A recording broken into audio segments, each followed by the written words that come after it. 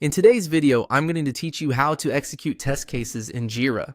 We're going to walk through a simple workflow that helps you move a task forward and complete the sprint process in JIRA.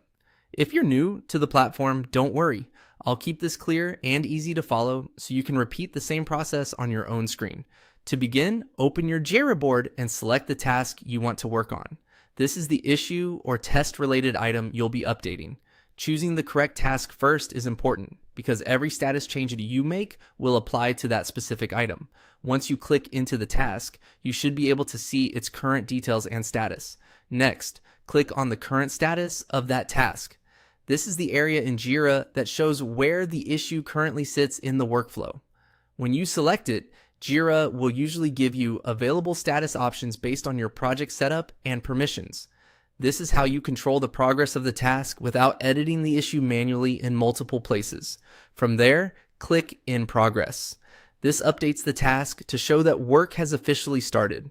Marking an item as in progress is useful for team visibility, especially when other people on the board need to know what is actively being worked on. It also keeps your sprint more accurate and helps prevent confusion during tracking and reporting. After updating the task stats, click on Backlog. This takes you out from the current board view and into the backlog area where sprint management actions are usually available. The backlog is where you can review pending work, active sprint items, and any sprint controls related to planning or completion. Once you're in the backlog, click on Complete Sprint. This tells JIRA that you're ready to close out the current sprint.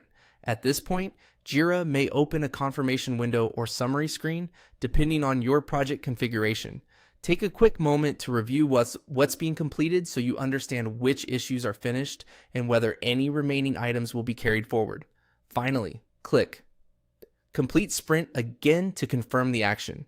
This final confirmation closes the sprint in JIRA and applies the completion changes. Once that's done, your sprint is officially completed and the board will update accordingly.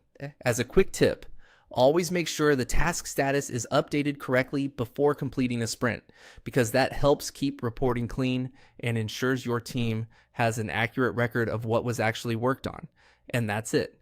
That's how to execute test cases in JIRA.